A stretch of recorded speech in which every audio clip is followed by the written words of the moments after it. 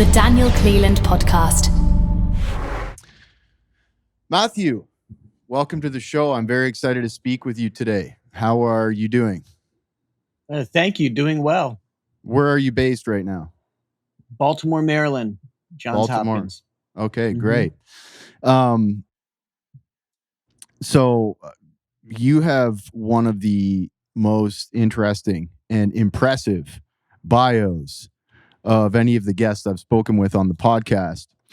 I was just doing some simple research on you, and your background on the Johns Hopkins website is very interesting.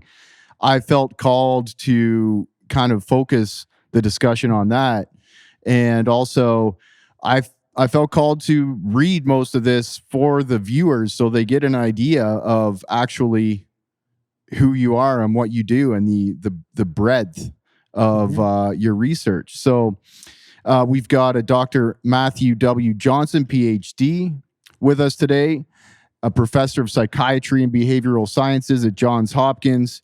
He's one of the world's most published scientists on the human effects of psychedelics, has conducted seminal research in the behavioral economics of drug use, addiction, and risk behavior. Dr. Johnson earned his PhD in experimental psychology at the University of Vermont 2004, working with psychedelics since 2004. Dr. Johnson published psychedelic safety guidelines in 2008, helping to resurrect psychedelic research. As principal investigator, he developed and published the first research on psychedelic treatment of tobacco addiction, 2014. Dr. Johnson and colleagues published the largest study of psilocybin in treating cancer distress in 2016. His 2018 psilocybin abuse liability review recommended placement in Schedule 4 upon potential medical approval rather than Schedule 1, of course. He is principal investigator on funded studies investigating psilocybin in the treatment of opioid dependence and PTSD. Beyond psilocybin, in 2011, Dr. Johnson published the first ever blinded human research showing psychoactive effects of salvinorin A, the active constituent in Salvia divinorum, which is something of personal interest to me, which I'll explain later. He also published in 2017 the first data indicating that MDMA pill testing services may reduce harm, specifically by reducing drug consumption of unknown adulterants. This goes on and on. And actually, I would like to kind of address individual points in your bio because I find so much of this very, very interesting. Just to give you guys an idea of the expansive news coverage Matthew has received.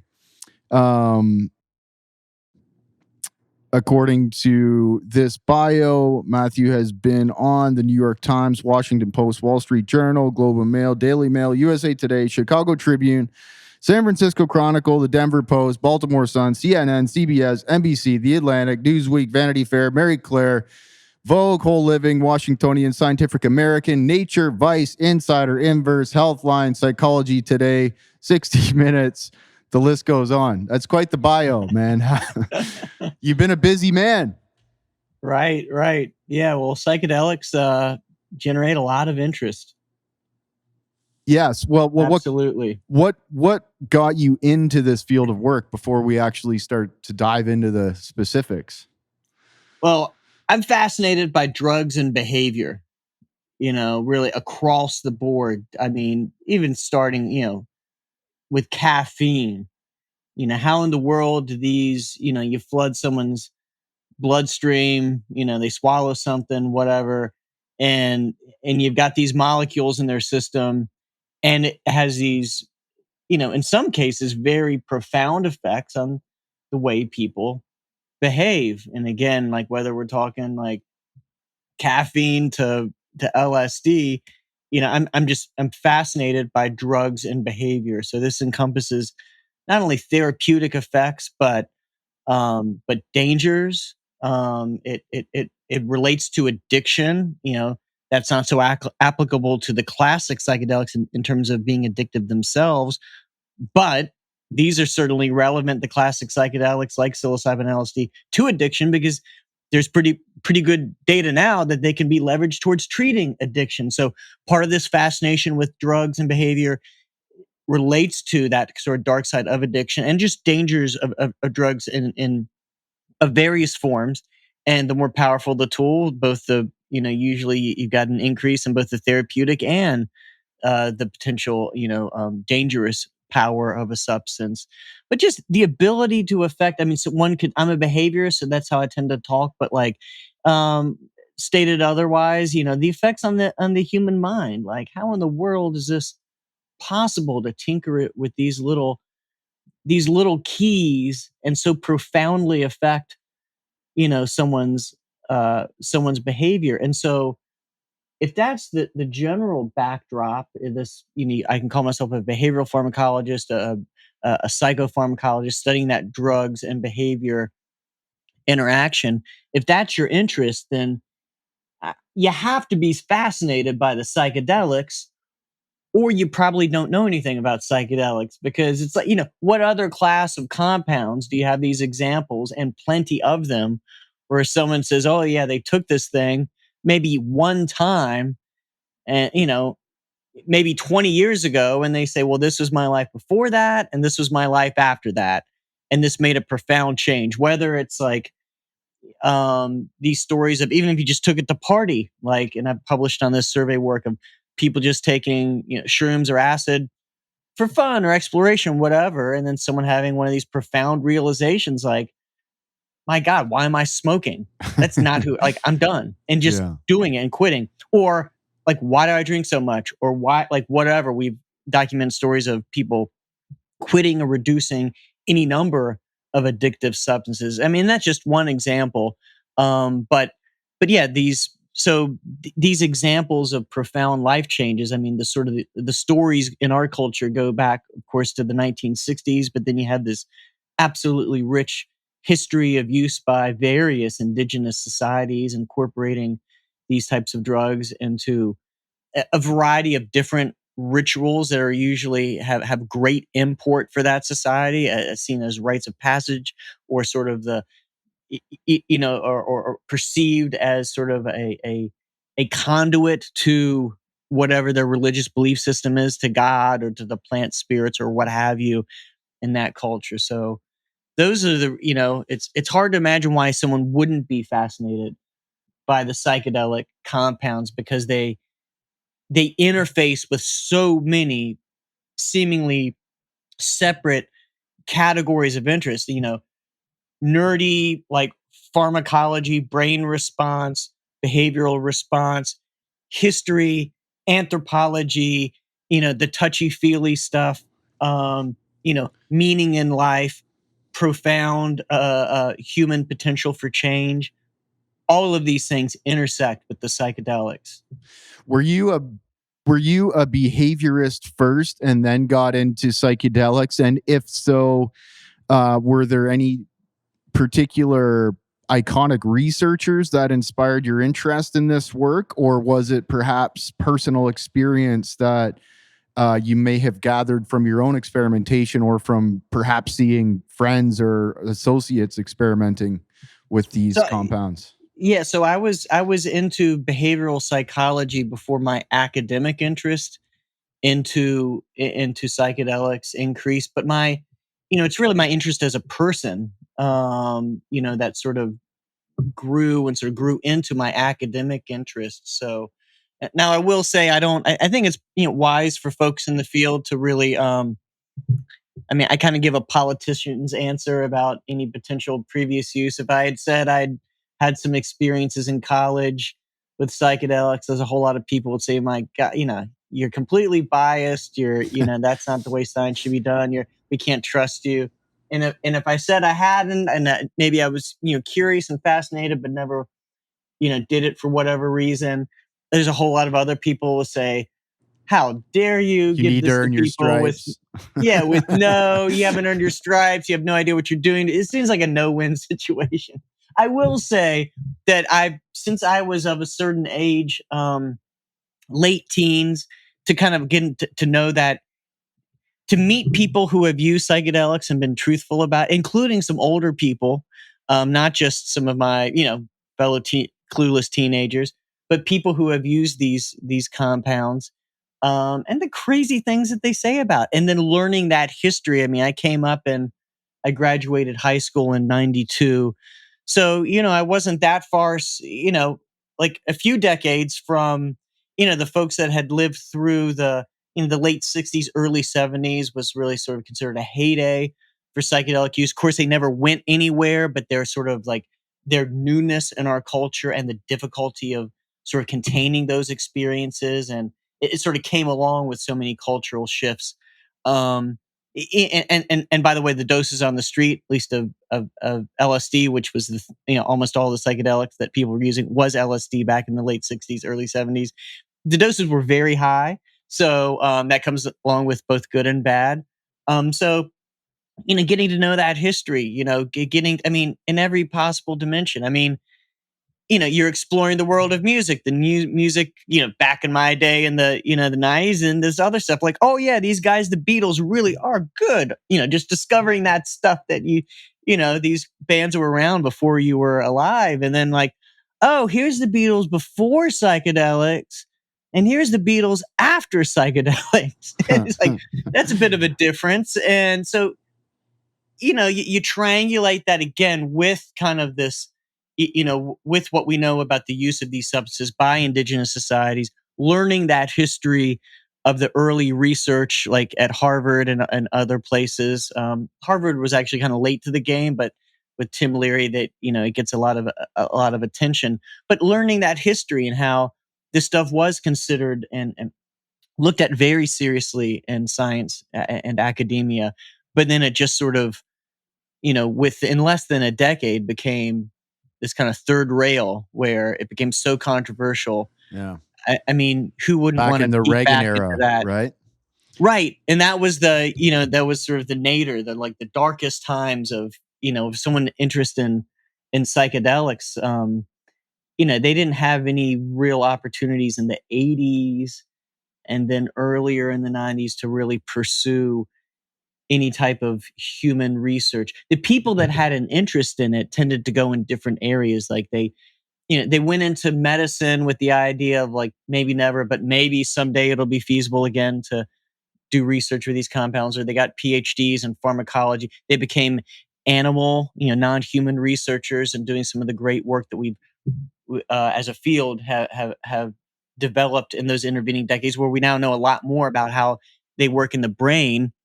A lot of that work was done in the '80s and '90s, where they became anthropologists. There's very salient people that fill in all these categories, but you couldn't become a scientist, with either a PhD or MD, but you couldn't become a scientist and just give people LSD or Yeah. psilocybin or mescaline to examine that was on hold for about 25, 30 Yeah. years. And so it started to creep up in the late '90s. You and I are probably close to the same age, and we I recall kind of growing up on the tail end of the Reagan era. Like I was born in '81, so so the cultural mindset that I think became mainstream was very anti-drug, right? Oh, absolutely. And so me going through high school where I took an interest in drugs, and I did so with I mean, at first I was anti-drug coming up in like public school because that's what we were taught. But then getting into high school and starting having a little more diversity of views, diversity of perspective, and starting to watch the movies and listen to the music that I wasn't allowed to watch and listen to when I was 12. I started to research marijuana, and I did a lot of research on marijuana before I actually experimented with it. So there was a while where I wanted to try it because I had read about the plant, I'd read about how it's cultivated, I'd read about the effects, the dangers, and all that kind of stuff.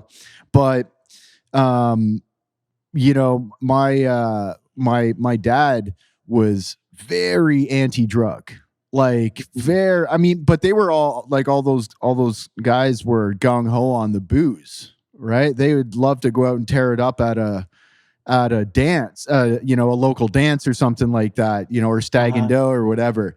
But when it came to even just weed, it was still this fear of if your kid smokes weed, they're going to turn into that guy from the 70s who was taking massive doses of acid and grew his hair long and started like walking around in bare feet kind of thing. But that has changed so dramatically to date.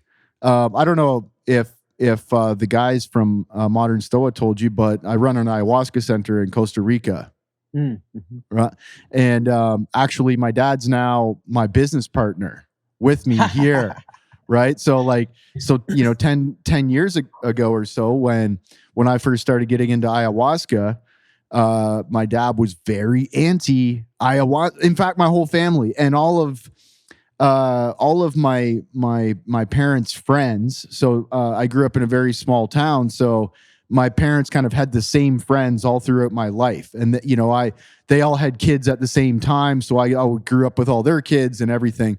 And that whole very mainstream, very normal clique thought I was just a crazy loose cannon, lost cause, because I was going down to work in the jungle with these psychedelic plants, right?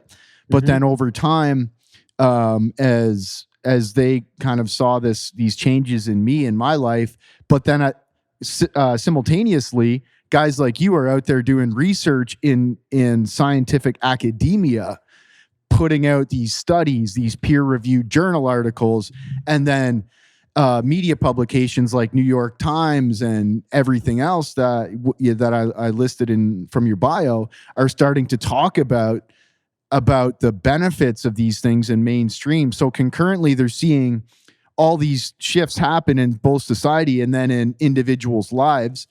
And not only my dad's a business partner, but most of those guys, let me say, some of the investors in Soltara, the center that I run in Costa Rica, are those guys who watched me grow up from my hometown and who used to think I was like this lost cause, this crazy druggie, right? So it's just, it really goes just to show like this has been a massive evolution thanks to guys like you.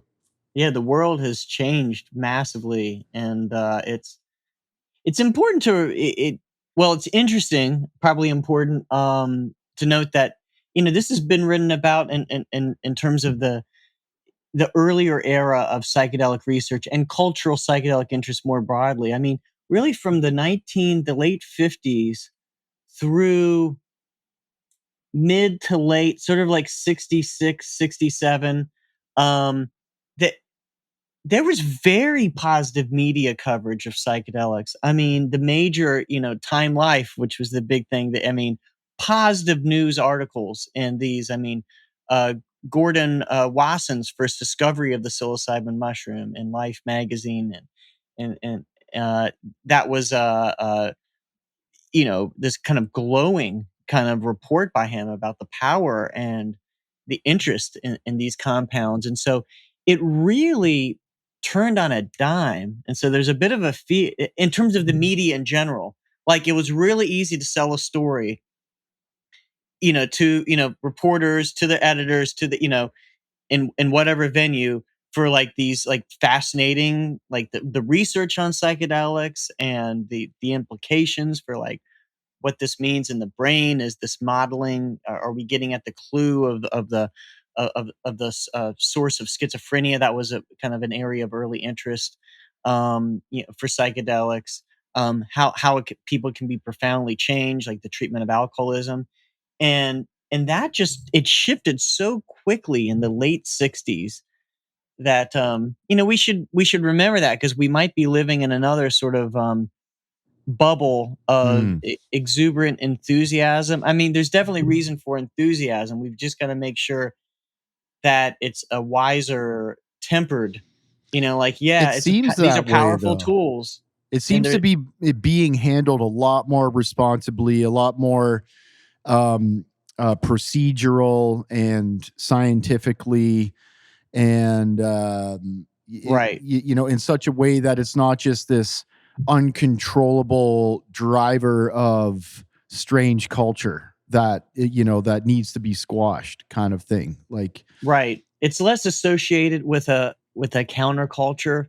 yes, It's it's sort of embedded into mainstream culture in many ways, which it's funny. Some psychedelic fans, I think not most, but some, I think that kind of ticks them off a little bit because that kind of takes away the specialness. Like Michael Pollan gets a little bit of hate for I get a sense for like, how dare this guy, like an interloper, like how dare he come in and try to be like the straight person that is well respected, that makes psychedelics go mainstream, sort of like, I think people, and then he gets bigger than the rebels like Dennis McKenna, right? Who's always been like the rebel out there, him and Terrence, like bringing ahead this counterculture mentality and like, really. But even, but Dennis, I mean, that's an interesting point because, Dennis is a fascinating guy. And, obviously, I mean, gosh, he was part of Terrence McKenna's story going back to the beginning with the invisible landscape when they went down when Dennis was like, what, 18, and just like consuming this insane number of mushrooms in South America. And yeah, the whole story, like if folks aren't familiar with their quote unquote experiment that they thought they were going to make all of time. Yes, they thought that time was going to stop and there was going to be reach a point of singularity. I mean, it's like fascinating stuff, but I just, at one extreme, and then of course, Terrence, which, he wasn't a scientist. He was a gifted bard, essentially a linguist, a poet of sorts. I mean, that's an author, but it was really his philosophy, and it was really his speaking. That was his genius, just watching those countless hours of him speaking, on the philosophy of these things. But you have Dennis, who's a legitimate, he has a PhD. He's an ethnobotanist. He studies these plants in the wild, and he's doing and he's a founding board member of the Hefter Research Institute, which has historically funded most of our psilocybin research at Johns Hopkins, now going back, like 20 years in our group. And Dennis, I know, is an early big fan of the smoking cessation research that I've led. So, as an example, like even within Dennis, you see that evolution or that foot in both, definitely has a strong foot in that mainstream world and actually has played a good role in the modern scientific mainstreaming of it. You mentioned the smoking cessation research, which I find very interesting because in, I think, 2012, I was in an ayahuasca ceremony and I was smoking cigarettes at the time. And I had this very intense ceremony where the visions that were coming in were just all of these like packs of cigarettes and the plastic wrapping and the garbage and the cigarette butts that come with it. And then I was getting intensely sick to my stomach. Like I was feeling just very, very sick. And I began to associate cigarettes with just being sick. And that was extremely helpful to stop smoking cigarettes, basically. Really? I still have a problem with nicotine, but I don't have a problem with cigarettes. So okay, so you transition to another form. Yeah, or I'll smoke some mapacho or something like that, but or even cigars, rarely, or like nicotine gum or vaping or something like that. Right. But I can't do cigarettes because I still recall that one ceremony where it's like, these things are just fucking garbage, and like if I keep smoking these, it's gonna make me very, very sick. Like that's the message I got, was just like garbage. Like that's what I was seeing in my vision, was like the garbage from it, and then feeling sick. You know what I mean? Yeah. So, it's amazing that you can sort of rewire those associations that, after, for someone who's been smoking a while, a lot of folks start when they're teenagers, like, talking about hundreds of thousands, millions maybe of cigarettes that someone smoked in one session, one day. to kind of rewire all of those associations, across all of that time to like, no, this is just a bad, hey, this is garbage. This isn't good for me. And well, that's great. And certainly we know, that cigarettes are the most dangerous by far form of tobacco in terms of health. So yeah, good on you. That's great to hear. So what did you see in the data from that? Like, can you describe a little bit the work that you guys did, the study, how it was framed, and what you saw from the nicotine cessation? And you Yes. used psilocybin for that? Yeah. And so that work is still ongoing. The first study that we conducted, and we barely had any money to do it. It was a labor of love. I mean, I mentioned my heart as a behaviorist. When I first got involved with this research, I was very interested in these other things I've studied, like the nature of mystical experience, what that means, what the profound effects, even in people not dealing with any nominal issue. Of course, we're all humans, so we all have our issues, but not the explicit therapeutic use, but just understanding these profound effects and how they can alter people. But there's something about, I don't know, people making claims about, oh yeah, this is one of the most meaningful experiences of my life. This is like, all that's very interesting, but there's as a behaviorist, I really want to say, okay, let's really test that. Like, let's try to leverage that. And I can't think of a better, case than something like smoking, where, here's something that, the majority of US smokers want to quit. They've been unable to. Yeah. It's very black and white. Whether people typically know exactly how much they smoke because they know how often they buy a new pack of cigarettes, once a day, once every 2 days. And it's very quantifiable, very easy and cheap to biologically verify. And we use two methods. Carbon monoxide, it's sort of like it's like a breathalyzer, but instead of for alcohol, it tells you whether you've recently been smoking. Because if you have a high level of carbon monoxide, either you've been smoking cigarettes, or you can, to get to those levels, if you spend all day in like a parking garage, like you might, but otherwise a non-smoker is not going to be more than like 3 or 4 parts per million. Like the only way you're in the 20s on carbon monoxide is if you've been smoking cigarettes. And then a urine sample, you can get cotinine, which is a byproduct, a metabolite of nicotine. And those are really complementary in terms of their time course. So you have bioverification. So it's like, I like to say, I trust my participants, but I trust but verify. I don't expect the rest of the scientific community to trust their word at it. So we get both. And so what we did with our little bit of money was, thanks to the Beckley Foundation and the Hefter Research Institute that funded that first study, only in 15 people. We didn't have the money for a larger study. And also we didn't even know whether there was something worth our time for larger studies. Like, hey, test the waters.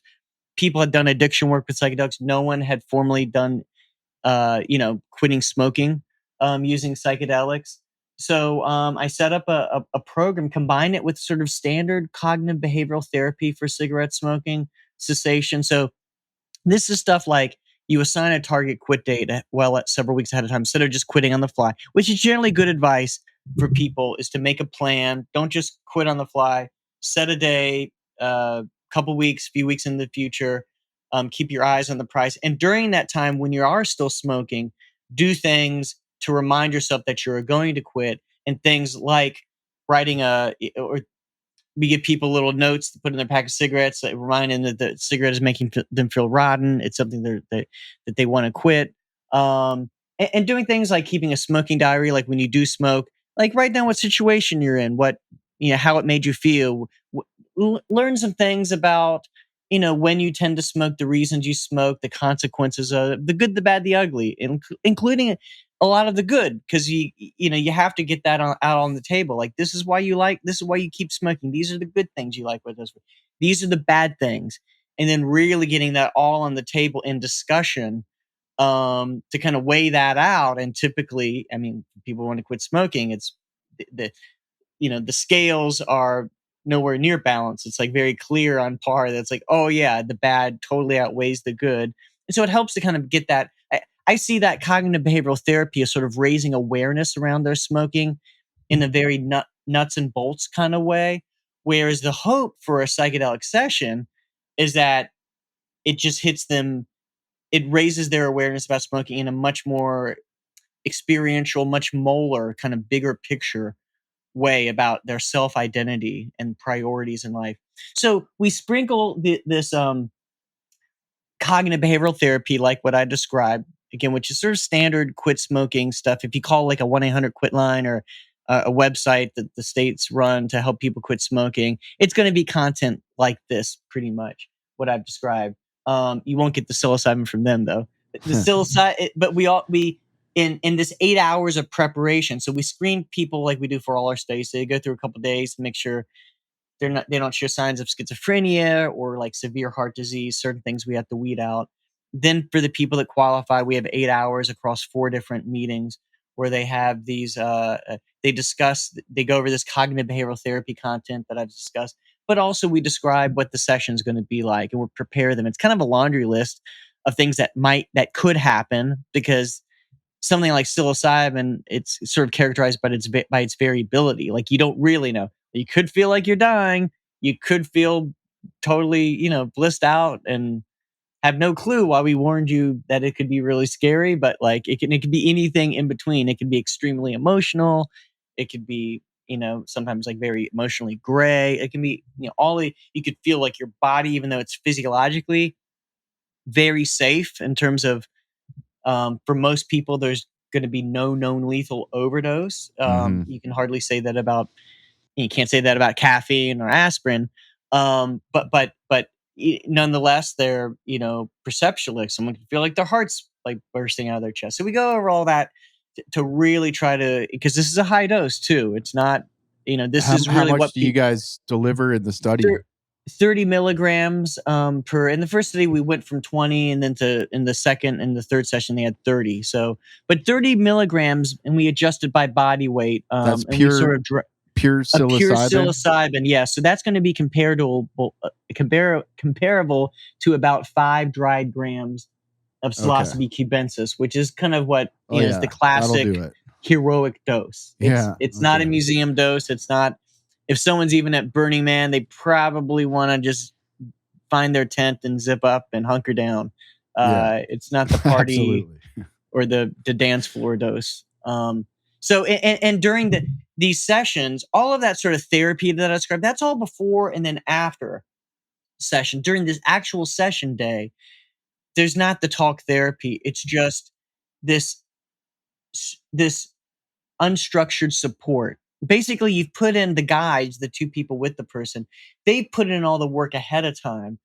The point is like building that trusting relationship so that when that person is on session day, they wear eye shades, they wear headphones through which a music program is played, and they're told to trust, let go, be open. So they're going inward, their eyes are closed or it's behind an eye shade. And so the idea is if you didn't have that, the time might all be spent with their eyes open and sort of enjoying the intense colors, which can be very fascinating. And there's some beautiful artwork in our room, and so they might be, just really like, if looking at your background right there, they could just be staring off into that amazing painting for a while. And that could be really, really cool and valuable. But the idea is, and this description goes back decades, if you spend all of your time at that perceptual level, it comes at the opportunity cost of going deeper, so to speak. So if you can kind of close the eyes and kind of focus inward, so to speak, there's these other, the personal psychological level, the autobiographical level, your childhood, your past, like who you are as a person. And then even below that personal psychological content, you get into highly symbolic, what some people call more archetypal, you could call it, but extremely symbolic experiences. And then even deeper, what could be called the integral mystical level, the experiences where the subject and object, this breakdown, this sense of like me being a separate entity, just kind of falls to the wayside, and one is the experience and the experiencer, and it's all just one thing. These are the most difficult states. It reminds me of the ayahuasca experience in the in the majority of the traditions, because contrary to like taking psilocybin and walking around the forest, or taking mescaline and walking around in the, you know, the Andes or something, ayahuasca is generally done in that setting where it's like dark, you're alone, you're going into that, you know, deep kind of psychological space without a lot of visual distractions, or even though you might Right. not be wearing an eye shade, that's generally what the darkness provides, right? And it's the same you know, it's the same idea, I could imagine. And just to play off that by analogy, like, hey, the jungles up here in your mind are deeper and darker and wilder than anything you'll even find in the Amazon. Even though I've never been to the Amazon, I hear it's like pretty wild, so I shouldn't dismiss it. But like, I recognize that, but it just it magnifies what I'm saying even more for the human mind. Like, what is up there between your ears is, I mean, many people come out with that lesson, the whole idea that, like, how could all of that be going on? Like, the intensity, for many people, it kind of recalibrates their notion of what is possible in terms of the intensity of any experience, the complexity, the inner landscape that we all have under, you know, any conditions. You know what I mean? That often people come away with the sense of like that the psychedelics have like have shown them a glimpse of this like far greater complexity than they empower this kind of what is within them. You know, So in a the far greater smoking, appreciation. in the smoking cessation programs, when you're doing these kind of very deep blinded experiences with heroic doses of psilocybin, are you actually asking people to go in with the intention of focusing on their smoking habit, or thinking about quitting, or focusing on their health, or are you just letting them just go in completely no holds barred, just go where you feel, or go where it takes you? Yeah, more the latter. So, but lightly. I tell them, yeah, you know, you can go in with the intention of, you know, having insights about your smoking, about what it means for you, and what this quitting process is going to be for you. But don't hold on to that. Like, don't, like, you can have that intention, but if you find yourself during the session, thinking, oh my God, I haven't discovered the secret. I haven't gotten to that area of my brain yet where I'm going to discover the secret to why I'm hooked on cigarettes. Like, you know, don't, like, you have to go lightly. You have to trust, let go, be open. The experience you're having is the one that you need to have. And so, and I tell people truthfully now, because we've seen lots of examples, there are people that thought the psilocybin session was very helpful for them in quitting smoking, both who had a lot of visionary content like yourself, you know, like images of cigarette garbage and litter and kind of, you know, we've seen things like that. And others where they say at the end of the day, they didn't think about smoking all day. And sometimes they're actually surprised. They're like, oh my God, I normally would have withdrawal because this is the first day they've gone without cigarettes. The target quit date is on their first psilocybin session. I didn't say that earlier. But but but nonetheless, there's no like, you know, great insight about their smoking. And we've seen people of both those categories, you know, claim that it helped them. So we're still figuring out the process. I've seen enough to really believe that a lot of what's happening is really playing out in the integration phase. It's it's not just about the acute experience. It's leveraging that in terms of those days afterwards. That's your opportunity to reset the new normal. The brain seems, based on the rodent research, it seems that it's likely that there's some unfolding neuroplasticity following these sessions. And so it's not like, well, you missed your opportunity because smoking didn't occur to you. And so, I mean, that's just assuming that like the answers or the mechanism is about this explicit cognitive thought level of these very kind of human stories. And sometimes that does happen. Like someone said, I recall that he really focused on like a lot of that the smoking for him represented a connection to his father because his father was a smoker. Yeah, that can come. But like psychedelic sessions in general, like so much is going on underneath the hood that probably Yeah. defies language.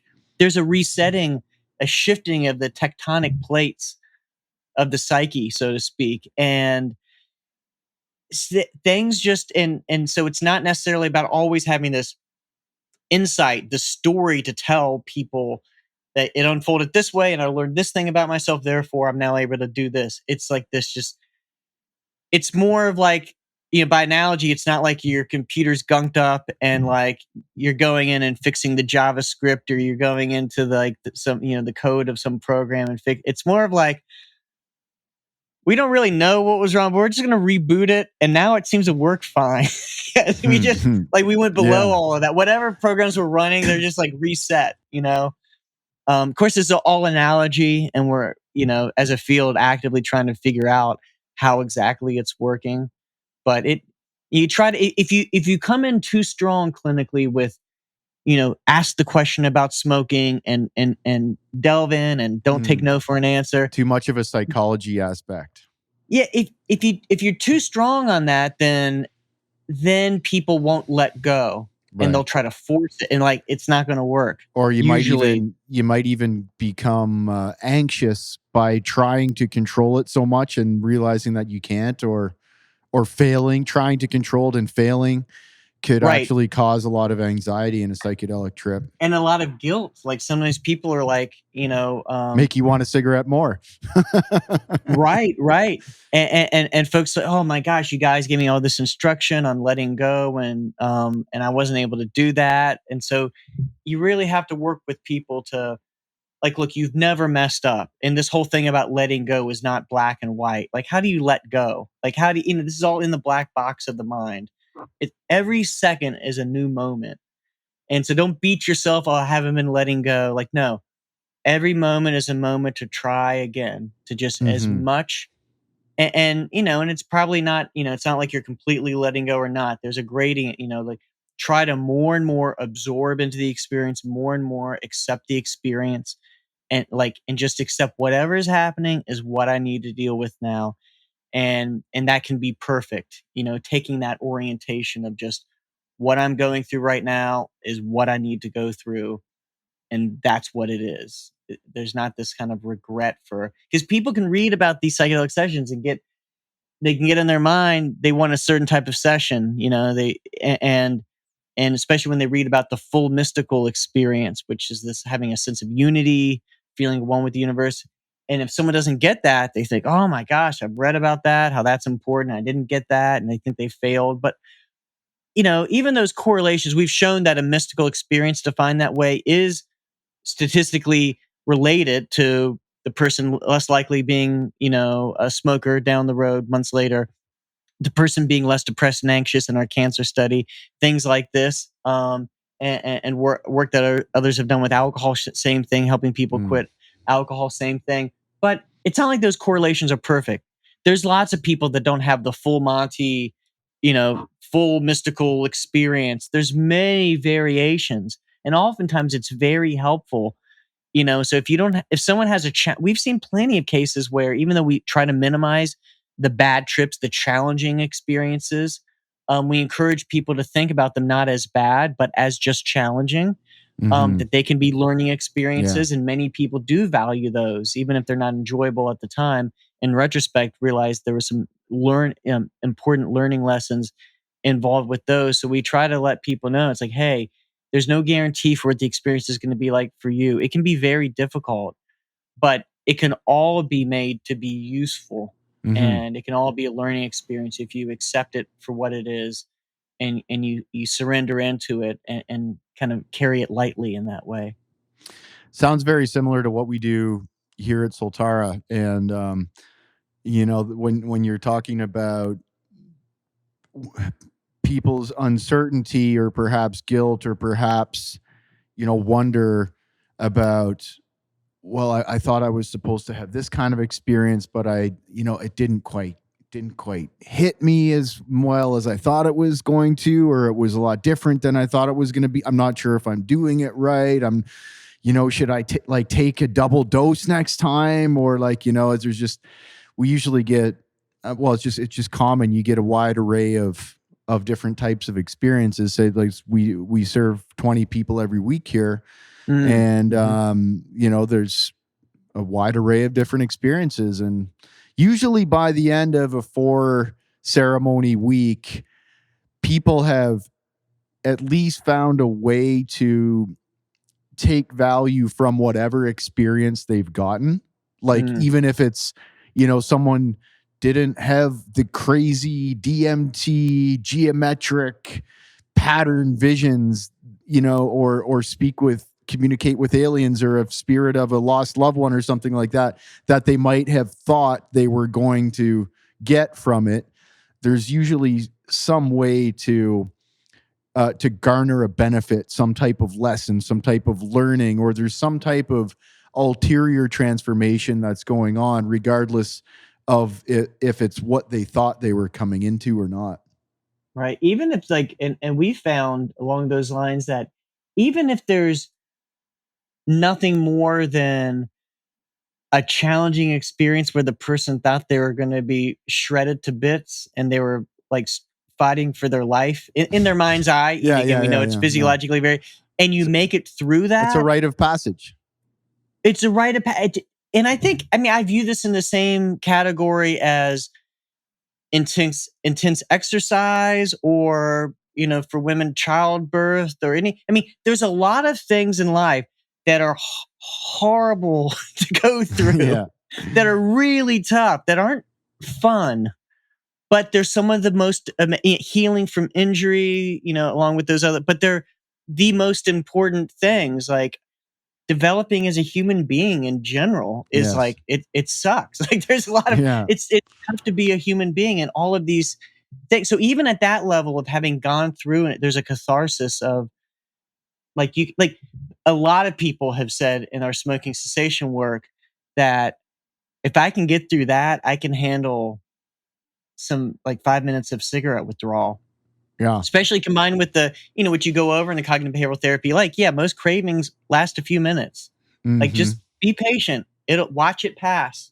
It'll pass. And it's like, dude, if they were on the couch for like 6 hours, their soul being torn to shreds and they still went through and out the other side. It's like they can handle some silly like nicotine withdrawal. Yeah.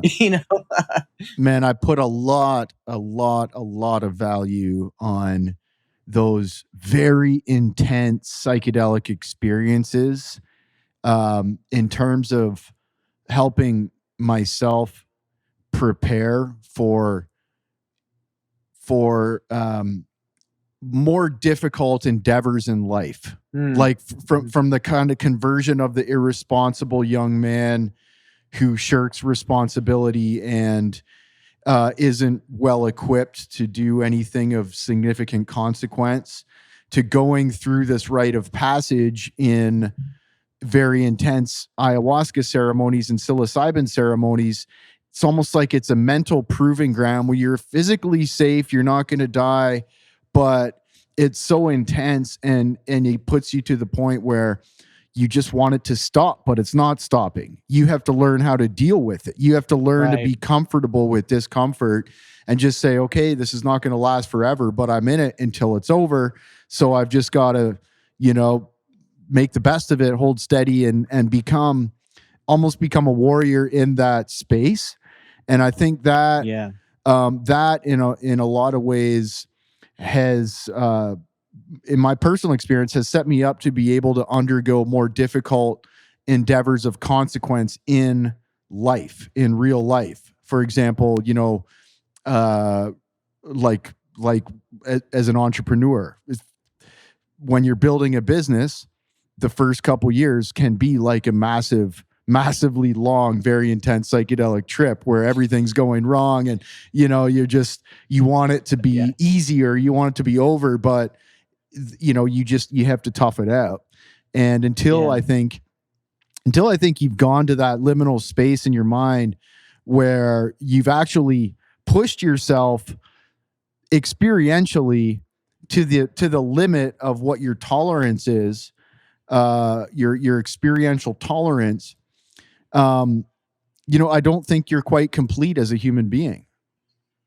in a Yeah, way. there seems to be something to this idea that just getting through it, like that perspective, going through something that's extremely difficult, that this is just critical. And like a lot of folks have come away with this like life lesson that like, oh, well, this is like the whole orientation to how you deal with a psychedelic, especially a difficult psychedelic experience. Like that's just how you deal with life.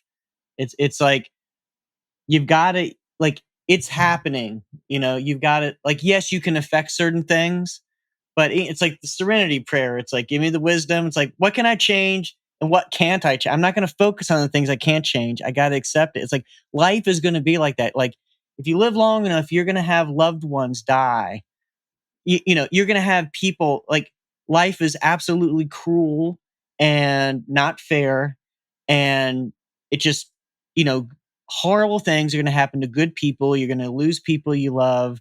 Things aren't going to work out in life. And like all of that can have that existential. And I could imagine, I've never started a business, but if you put sometimes everything you own and dedicate your entire life to something, I could imagine everything's working. It's like the universe is conspiring to screw you over. I mean, you get in that mindset of like, it's just like, and just the bad, nothing is going right. And it, it can go to that very, very dark place, like with those other cases that I gave. But, the whole idea that like, trust, let go, and be open. If you can treat anything like a learning experience, as tough as it may sound, like, yes, like this, okay, now I'm learning something different about how to run the business, and like, or how to deal with the death of a loved one. Like now I'm going to be more there for the people. Now I can, even though you would have never wanted it, now I appreciate a little more and can express the love to the other people in my life a little more and be present.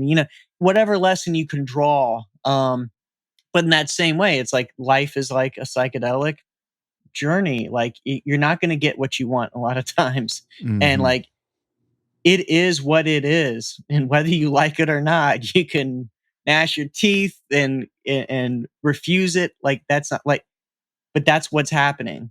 And you have to, the only way is in and through. Yeah. It's not to back down and surrender to it. So then, I'm sure there are some similarities, but you've also done these studies on opioid dependence, PTSD, Mhm. as well as cancer distress. So, are there any salient, unique elements to any of those other studies with psilocybin, or is it all kind of one in the same in how the patients react? So we're hopefully within the next several months going to be starting the work with opioids and PTSD. Um, but my general answer is that I think there's more in common than there is different across these different disorders. And in fact, one of the things that strikes me, like the work with addiction, whether it's cigarettes or alcohol, or I've got a buddy in Alabama, Peter Hendricks, that's studying psilocybin in the treatment of cocaine, and that seems to be working well early on. Whether it's that or the treatment of depression, whether that's in cancer patients or outside of cancer with just people with major depressive disorder, clinical depression, it seems like it's working the same way, whether it's addiction or depression or anxiety. And I'm guessing, and hopefully we'll have more experience soon in these studies with PTSD, in the sense that at the very broad level, like people in all these different disorders are very stuck. And I think of it all as addiction broadly defined, Hmm. whether it's actually Interesting. addiction to a particular substance or an addiction to a way of thinking. Hmm. Like with depression, there's this, you know, the exaggeration, like, all of us human beings have self-persecutory thoughts, but there's too much of it in depression. It's like, I'm a failure, I'm never going to make it, no one likes me, all of these things that just, and that becomes a self-fulfilling prophecy because the Yeah. more you kind of dwell on that, like, yeah, the more people don't you're not fun to be around, and it Exactly. just snowballs. And so I really think of all of it as like psychedelics have a powerful way of, throughout life, we rely on heuristics, little scripts, especially as we advance further into adulthood, where algorithms, where we're not processing reality on its face as a new thing, and we couldn't. You can't, like, when you cross the road, you're not attending to all the stimuli. You're attending to the important stimuli, the traffic coming from that direction, or if you're in London, you better pay attention to, like, you look in the right direction. And people get killed every year because that aspect of the environment they're not attending to correctly, and the traffic light, whatever. Someone kind of joke about, the dangers of psychedelics. Sometimes people do get into accidents. Like, you could be in the middle of the street crossing and stare into your hand and see your hand as an absolute unfolding miracle. All of the universe has conspired to bring you to this one point, to the miracle of your hand that has a billion years of evolution behind it, and you're like staring into this, and then you just get hit by a Mack truck. It's like you're not able to attend freshly to all, nor should you in all circumstances, as the example shows.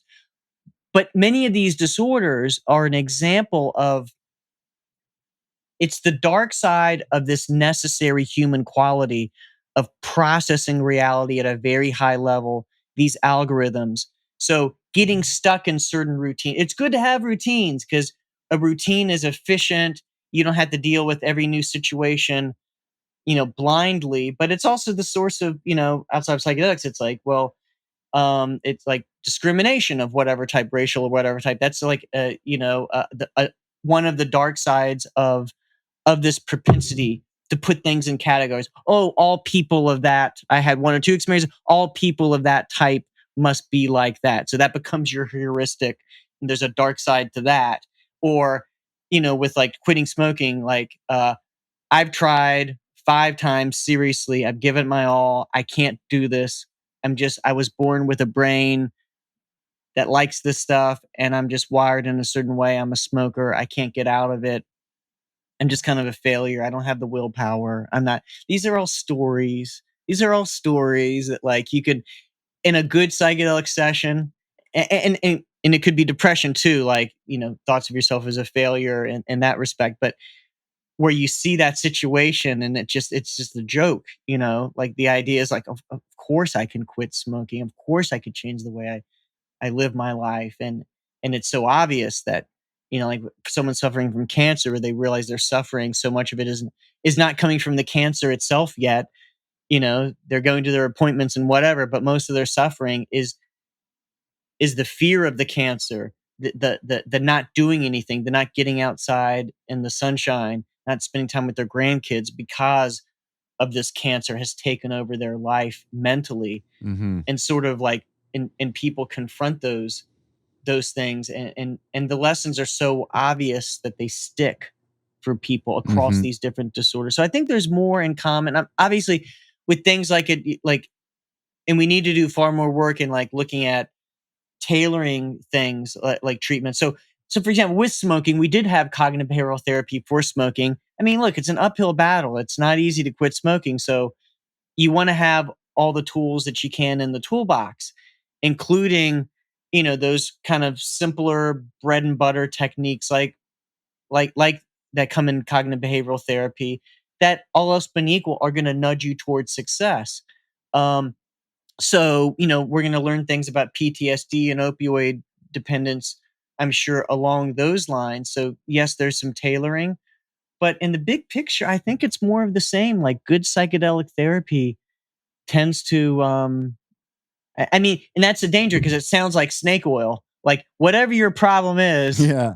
get the dose high enough in the right environment, and it can. But we've got to follow the data. But at least for a good number of things, it kind of looks like that. There can be dangers too, which is why it's important to be in the right setting that's safe.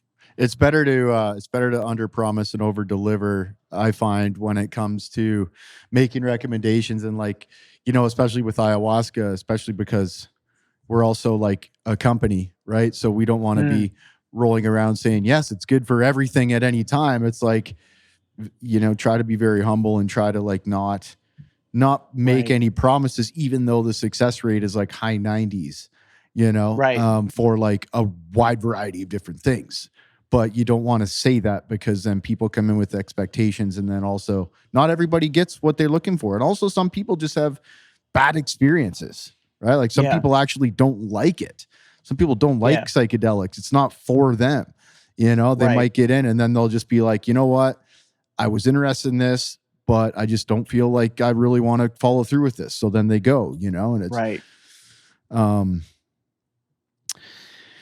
Okay, so you're just getting started with the opioid and the PTSD stuff. What other research are you currently working on right now? So we're continuing with a trial of 100 people with smoking cessation. So randomizing them to get psilocybin or to get nicotine patch, and then 6 months later, the people that got nicotine patch have a chance to try the psilocybin, to quit that way if they still need to quit. So that study is, as we're getting towards the end of it, but the success rates right now look very high. Right now, over double the success rates a year after they've quit with psilocybin compared to nicotine patch with the same talk therapy for both. So that's looking really promising. And we're doing work with depressed mood in Alzheimer's patients, early stage Alzheimer's, with the idea of like, as a secondary outcome, look to see if there's if it looks like it might be slowing the cognitive decline. But really, the main focus, and more likely outcome would be just an improvement in mood, as one could imagine the diagnosis of that disorder, and much like cancer, that can be so devastating, and quality of life is so related to how one psychologically orients to that. So trying to address essentially depression within that population. Also, anorexia, trying to help people with anorexia. That's very early. I'm not sure, whether that's going to pan out or not. We'll have to wait and see. I think I've certainly been told some compelling anecdotes personally by people that have dealt with anorexia and have been helped by a psychedelic experience. But we'll have to see. And our group is also doing some work with people with both depression and alcohol use disorder. So kind of getting into the dual diagnosis, which starting to, that sort of comorbidity is more the rule rather than the exception in the real world. Whereas most clinical trials, like you have to have this disorder and nothing else. And if you have any of the other disorder, you're disqualified because we want a clean sample. And yes, you need to start there, but we're starting to get into, again, more complex, especially given this intriguing, a description that I described earlier of like, hey, there may be more commonalities between the mood disorders like depression and the substance use disorders, the addictions, than we had realized. And so maybe that's how psychedelics are working for both of them. So it'll be interesting to see, those two different disorders in the same person.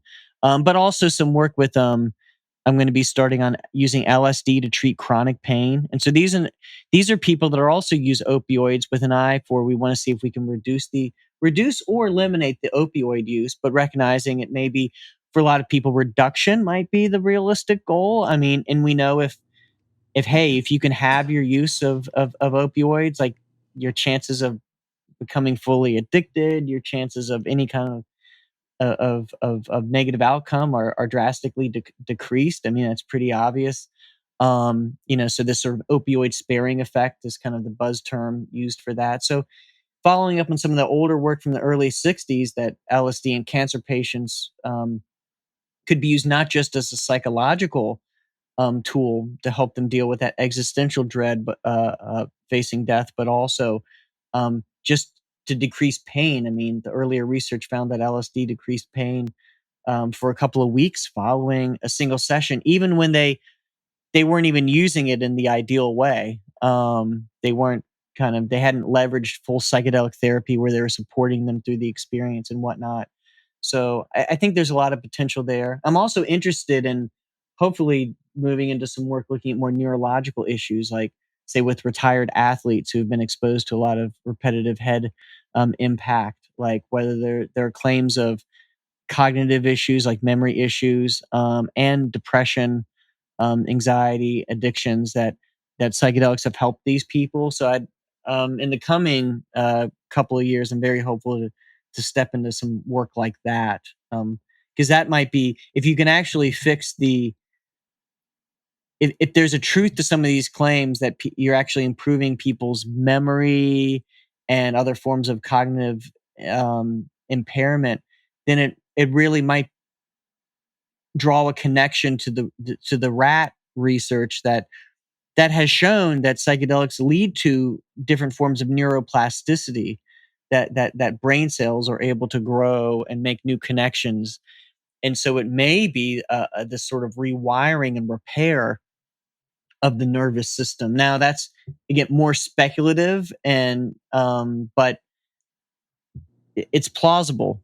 So it's going to be cool to look at some work like that, maybe with looking at something like depression as primary, since I'm pretty sure, given what we know so far, there's a decent chance we can treat that. It's a little more exploratory to see if we can fix these underlying more neurological issues, but hey, that might be there too. Exciting stuff, man. I wanted to ask you about the salvia. I see the salvia on your bio here. Yeah. I actually worked for a company in 2012 and 2013. Actually, the last job I had before I went out and started kind of serving ayahuasca for a living, I guess. But this company was specializing in salvia, so selling actual salvia, importing from Mexico, and then packaging it and making extracts, and Right. as well as kratom, which I'm sure you're familiar with. Yeah. So salvia is very interesting, man. I can't say I'm a huge fan.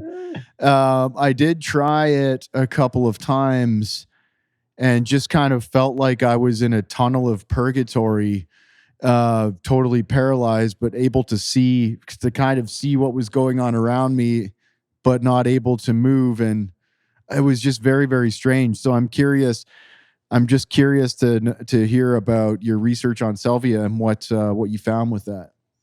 Yeah, we found it was extremely intense, and we went up to very high doses. So we went up to around 2 milligrams of vaporization of the pure, 99, plus% pure compound. And so this is extremely potent. At the lower doses, I mean, the lowest doses were around 25 micrograms. I mean, it vaporized out of a glass pipe, basically something,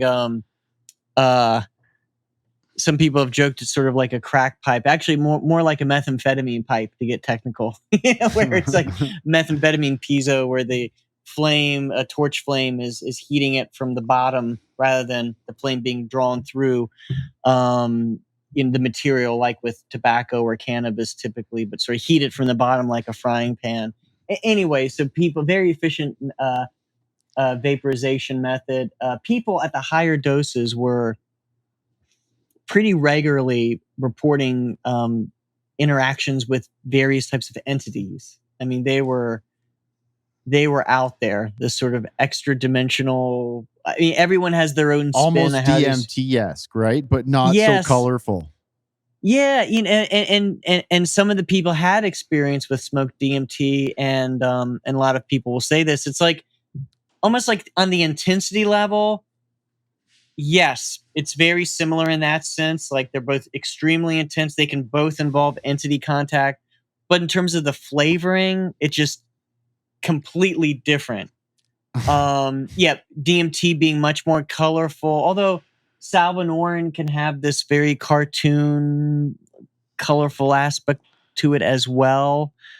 I think people just struggle to describe the differences. It doesn't feel like the other than being another way to be like really intensely, potentially scared shitless kind of like, I kind of think of these as the bungee jumping form of psychedelics, both whether it's smoked DMT or Yeah. 5-methoxy DMT or salvinorin. They're so intense that And fast too, right? Like the salvia and the DMT when smoked, like it's the onset is very rapid, and then the recovery is very rapid as well. right. And sometimes so I think of this more of like, even in terms of filling up the receptors, like the occupancy, it's more like acceleration rather than speed, so even if like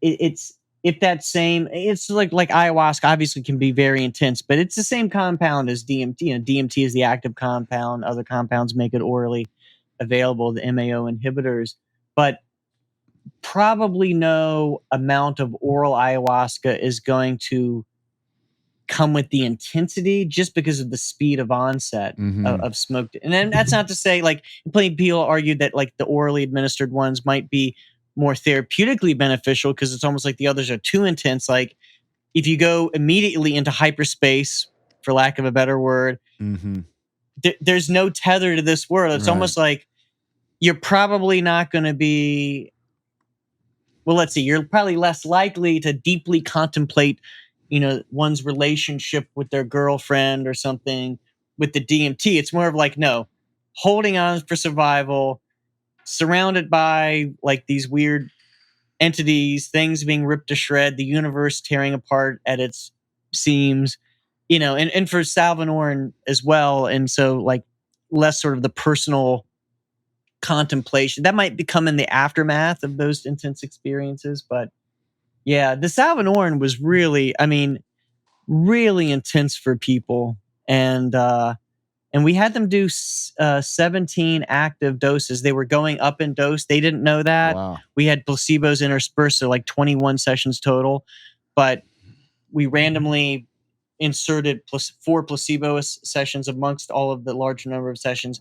But the doses went up, and we got a beautiful dose related. A lot of people said, "Oh, you can't really control your dose if you're smoking it." We did a good job of that, and people just had freaking insanely intense experiences. And we used like psychonauts. We used people that had psychedelic experience, the more the better, to try to, explain, and so they wouldn't freak out. And, relatively speaking, folks that kind of knew the territory as much as they could to kind of report back. And it was intense for people. Yeah. Cool. Have you done much in the way of MDMA research? Are you familiar with a lot of MDMA research? Oh, definitely. So personally, I've done, and you mentioned a bit in the bio, I've done some. I haven't done the studies where I've administered MDMA in the lab to people like I have with these other compounds. Although I've done research surrounding MDMA, like something you mentioned was we took people who in a pill testing run by DanceSafe, like people that were given their tests back and told whether there were impurities present or not, and then seeing whether the person said they were still planning on taking it, and also just publishing what those impurities were that we found. So I've done research on MDMA, but not the, and I've done some other decision-making research about how likely they would be to use it in different circumstances. But That's no, really, and probably will in the future though. Because MDMA is obviously a fascinating compound, and I'm very familiar with the therapeutic and other research that's been done, which has been great. For PTSD, it looks like amazing so far. That's really what I wanted to ask you about regarding MDMA, and kind of, I've got some audience questions here too that kind of fall in the same vein, but does MDMA in itself do long-term harm if used regularly, let's say more than 12 times a year? And, that's the compound itself. Does that do any harm? And then also, like you mentioned, the impurities, what kind of common impurities do you find in MDMA that you're not buying from a clinical setting, but that you might be buying on the street? And what kind of harm might some of that stuff do if you're not aware of what's in it, but you're consuming it on a regular basis? What are the risks there? And then another question here was like, just in general, about the risks around psychedelics. We talk a lot about the benefits, but then the risks. Are there chemical risks? Are there obviously the bad trip risks? But those are kind of my next couple of questions. Yeah, so we found, and this was different than analyses dating back over a decade ago, not surprisingly, but the most common adulterants these days are the so-called bath salts, which is a horrible name because they were kind of called bath salts because that's how they were kind of marketed to in the gray market, The and they have shops. nothing like, you can't get high on real bath salts that you buy from Bed Bath and Beyond like that. but what I mean by that are the cathinones. So there's a whole family of compounds related based on the basic cathinone structure, and cathinone comes from khat, which is used in like Yemen and other Middle Eastern countries as a sort of a coffee or tea level, caffeine level kind of a stimulant, but cathinone is its active ingredient. So there's various derivatives of that that are called the bath salts now. So these were the most common, but also methamphetamine. And then there's some other like even more dangerous, like PMA, a certain amphetamine derivative that can be particularly neurotoxic to the serotonin system. And we know that these other, depending on dose and frequency, these other like methamphetamine can damage the dopamine system, at least get high enough doses and with enough frequency. So, and just, gosh, taking anything that like someone doesn't know. I mean, there's always an inherent danger to taking an unknown substance, a combination of compounds. Even if one is getting pure MDMA, there is certainly evidence based on good animal research that at a certain frequency and at high enough doses that MDMA can cause long-term damage to the serotonin system. Now, there are huge questions about how that translates to human use. It's been argued with some, I think, good evidence that most of the administration models that have been done in animals to really get the high degree of neurotoxicity, those are giving doses that are way higher than what most humans take. However, there's also, some people take a lot. You name the person, there's always someone out there willing to push the limits. And there's also, combined with the animal research showing that, like, with pure MDMA at a certain frequency and a high enough dose, you get sort of long-term changes that I think you could safely call, damage to the serotonin system. You combine that with PET studies in humans. So this is a certain type of brain imaging where you can look at the available serotonin and other brain receptors. It does look like there are those long-term changes in people that have used MDMA or ecstasy, because again, you never really know typically what you're getting in the illicit scenario. That people that have used hundreds of times, their brains do look different. So it seems like a credible story that they've done some amount of. There are some longer term alterations in their serotonin system. Now, this is also the stuff that you would never pick up on. You wouldn't meet someone on, the bus and say, "Oh my God, their brain is fried from MDMA." This is stuff like, if it's going to be picked up, it's going to be very subtle, effects on cognitive tasks like memory tasks. So it's MDMA is a tough one because we don't really know. I can't say whether 12 times a year, even a pure MDMA is in the, nothing is safe. Like, I'll say that caffeine's not safe. There's always a danger, at least for some individual. But, even without someone with a particular susceptibility, it's hard to say what that level, some people have said they felt safe doing it. MDMA once every 6 months. Some have said once every few years. I mean, this is all complete speculation. We do know, the more time someone uses it, the more risk that there is. We really don't have much. I am convinced, though, based on all the evidence, that all of the various clinical therapeutic models where people have gotten it 1, 2, 3 times. The most recent work like that MAPS is doing with the PTSD treatment, they get it 3 times. There's no evidence whatsoever that these concerns about neurotoxicity would mean that doesn't satisfy the risk benefit analysis. I mean, Mhm.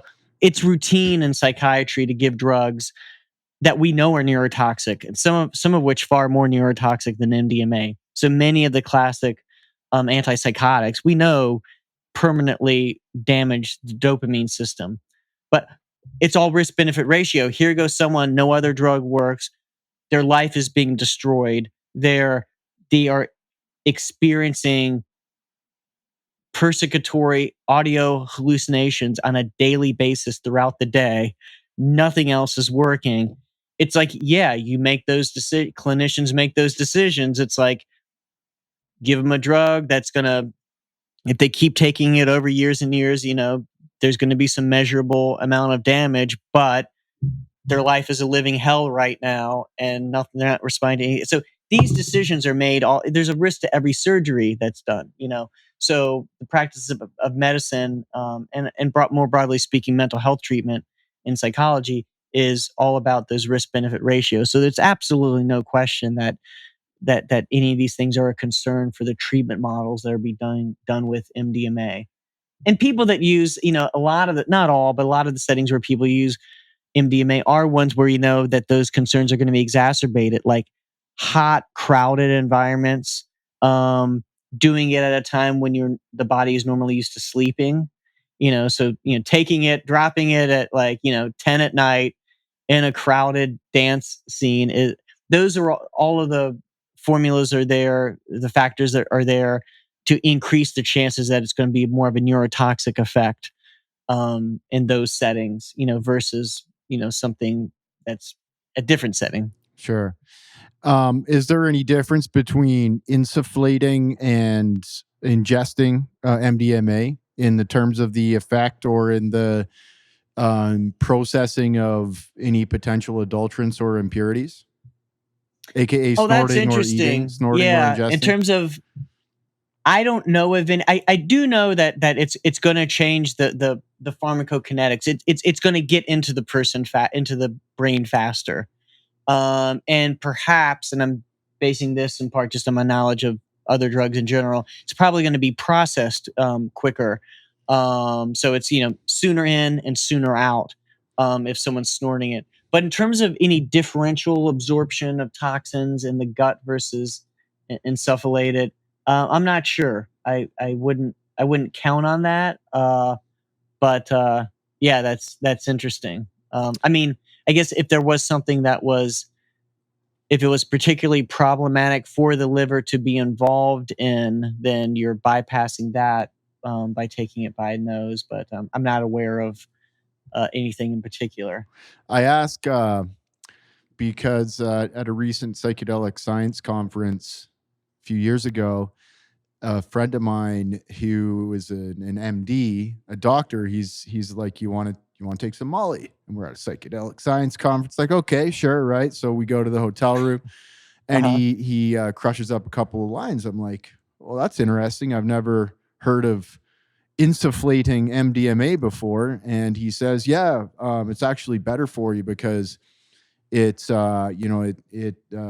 whatever impurities there are don't have to get processed by your organs. And it was of his opinion that it was less hangover, less recovery lag time to get over the kind of the serotonergic dip that you get after a hefty MDMA experience. Oh, that's And interesting. yeah, Yeah. There could be some, I can neither confirm nor deny that, but it might be along the lines of what I was speculating. We know it's not going to be metabolized by the liver that way. So maybe therein lies the issue that he's getting at. Okay. Does 5-HTP actually work to recover from MDMA? It might. Some of this stuff. There's also taking SSRIs. And if those are taken, they would be taken after as the acute effects are kind of wearing down, like a few hours into the MDMA effect, and it's going to have an effect in blocking some of the neurotoxicity that unfolds afterwards into the time course. It's this oxidative stress effect that occurs as a result of the vesicles dumping out all of their monoamine neurotransmitters that they've had in reserve. The issue with all of this is there's really nothing known about like what there's some evidence from like animal studies, and you jump to humans and you don't really know what the relevant doses are. So it makes sense that 5-HTP would, so that's be more in the precursor end. So just the body's ability to generate to get the serotonin system back up and running is going to be is likely, or could be, I should say, quicker having those precursors on board. And so and the same thing for like I said, an SSRI taken. We do know in some animal studies that the SSRIs will block some that to a large degree, not a trivial degree, but will block that neurotoxic effect. But again, there haven't been the human trials, so the presumption has been doses of the SSRIs that are typically prescribed. I mean, we know they're physiologically relevant; they're having an effect. So it may be that those are relevant doses for this effect, but we don't really know. So you could take MDMA, and then as you're coming down, you take an SSRI, a prescription SSRI, and that's going to mitigate or it's in animals, it mitigates the basic, the come down and the kind of 1 or 2 day lag of just being low, the crash of the serotonin system. And so it's there's a decent shot that that's at play in people based on that animal work. The caveat to all of this, of course, I'm not telling anyone to do MDMA or to take Prozac at the end of their MDMA experience, but FYI, for your information, some people believe that this is a risk mitigation strategy. Like if you're going to use it, better to use things in a safer way than in a riskier way. And there is some evidence based on the animal research that there's a real plausibility. It's not just this urban legend that came out of nowhere. Sure. So, okay. So last couple questions. One audience member asked how to approach first-time anxiety for taking psychedelics.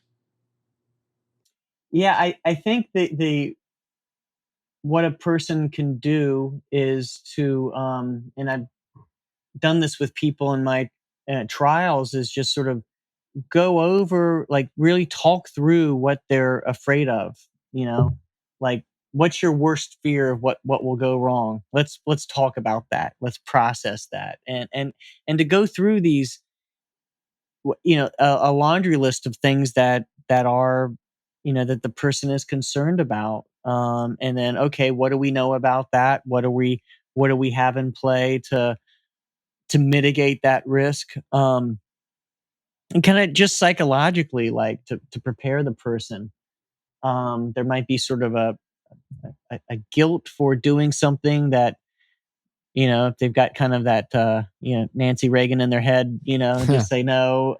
It's like, okay, get that to the surface. It's like, all right, well, why are you doing? Do you feel like this is an abusive thing? Do you feel like, or do you think you're, whether it's, self-exploration or therapeutic benefit? I mean, do you think there's you have those pursuits are legitimate? And if so, like own that. And, And if the person is, they're concerned about the physiological effects, okay, like, well, what is like, if it's a compound like psilocybin, then yeah, okay, what's known about it? Like, now some people are at risk.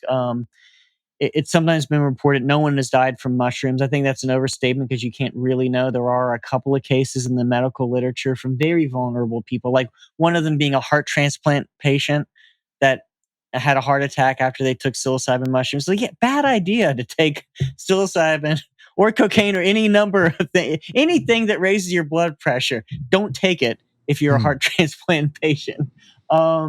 So there are people at very high risk, and there are some other cases. That's a waste of a heart transplant too, right? I mean, those things aren't easy to get. It's like, yeah, dude, someone could have used that heart, man. Yeah. Yeah.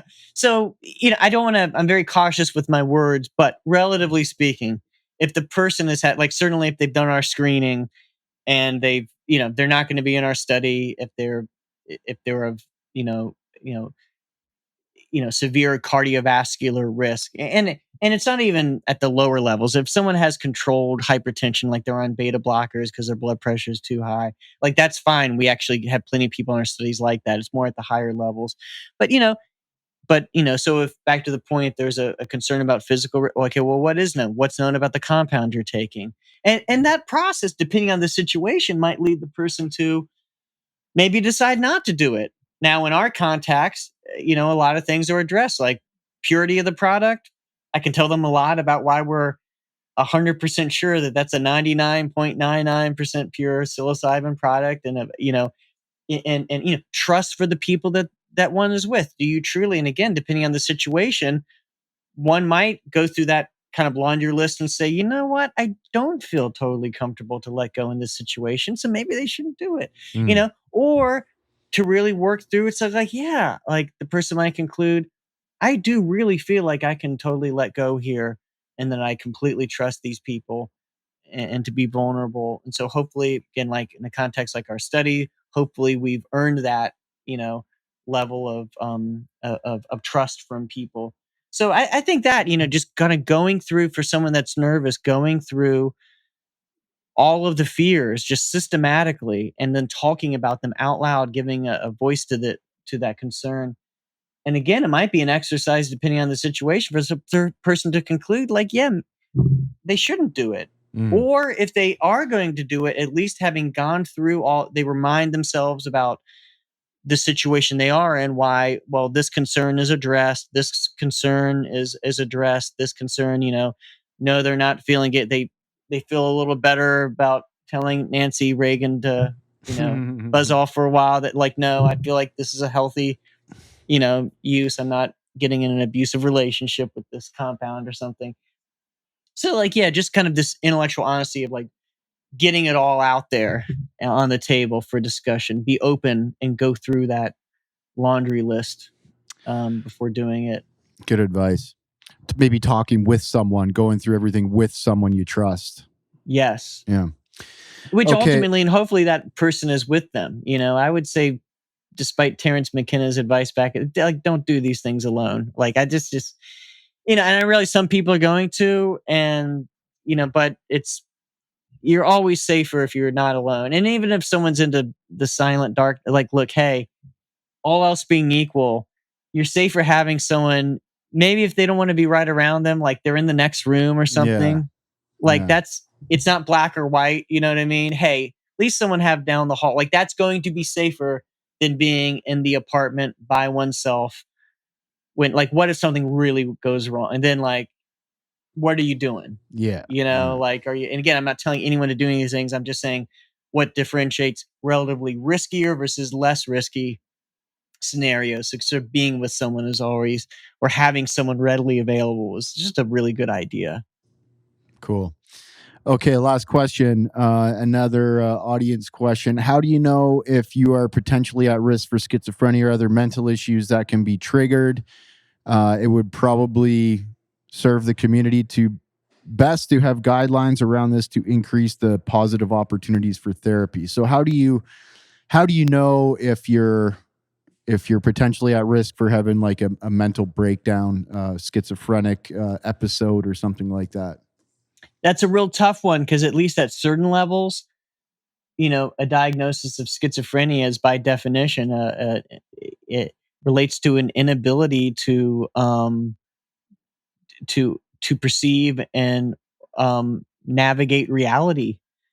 And so that the person with that might be least capable of, at the more extreme versions where someone does not recognize the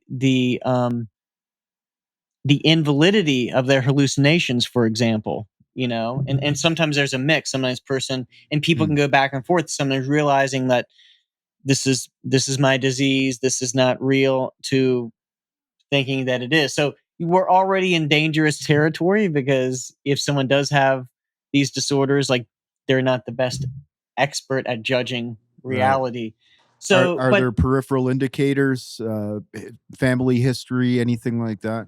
family history, it's not black and white, but we do know there's a decent heritability. In other words, like certain forms of cancer, that if a first degree relative like your mother, father, or sibling had it, your chances are increased. It's no guarantee by a long shot, but compared to the other average person, your risk is higher. So, for example, we exclude, out of an abundance of caution, we exclude people with a first degree relative with schizophrenia or other psychotic disorders. So that's something that, it's not perfect, but that's one pretty concrete variable. Of course, sometimes you don't always know the diagnoses of your family members, but there's that. And then, I mean, one could get assessed. I mean, they could go to a now that might be difficult to navigate. I mean, some people go to their Michael Pollan wrote about going to his doctor and said, "Hey, I think I'm thinking about taking psychedelics. Like, check me out and let me know what you think." Someone could, they may, if they have that relationship, they might, ask a mental health professional to diagnose them, to see, to verify their suspicions of it. I would say, kind of, if someone is suspicious, if someone is not certain that they're not schizophrenic, that's probably a bad sign at the beginning. Yeah. But to, ask friends, like, what they, and gosh, if you've ever experienced, I mean, these kind of classic, I mean, there's different forms of schizophrenia, but some of the classic things like audio, if you've experienced audio hallucinations when you haven't taken a drug, like that's a pretty big red flag. Yeah, if you've ever had to be psychiatrically hospitalized because of anything like this, that's a now, people can be psychiatrically, hospitalized for depression, which is very different. But if there's sort of that any sort of that distortion of reality that's gone on, then yeah, that would be a clue to that. Yeah, there might be some red flags.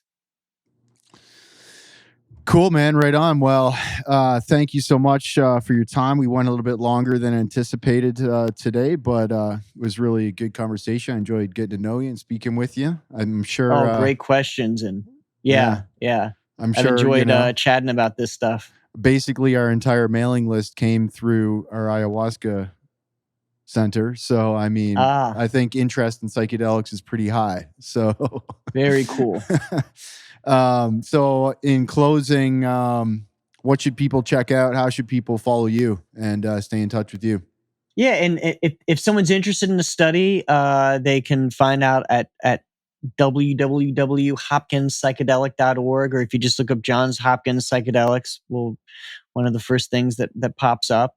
And so we have all of our studies there, so that's the better thing to do rather than reaching out. I mean, if we if we have a study, it's on the website, as soon as we have that study ready to go. So so check, including some survey studies, if folks want to help us out and participate in some research surveys about if they've had ayahuasca or other experiences, especially to treat a disorder like depression or PTSD or anxiety.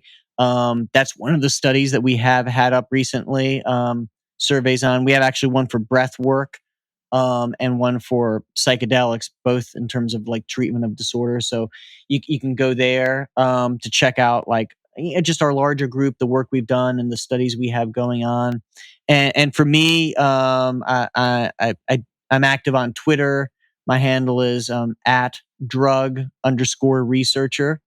So you can check me out there. I usually am posting about psychedelics and various things in the psychedelic world one way or another. So drug_researcher. All right. Dr. Matthew Johnson, PhD, ladies and gentlemen. Thank you very much, Matthew. Thank you. My pleasure. The Daniel Cleland Podcast. Thank you so much, my friends, for checking out the Daniel Cleland Podcast. We love you and appreciate you. If you liked what you saw, please like, subscribe, share it up with your friends and loved ones who might benefit from these episodes.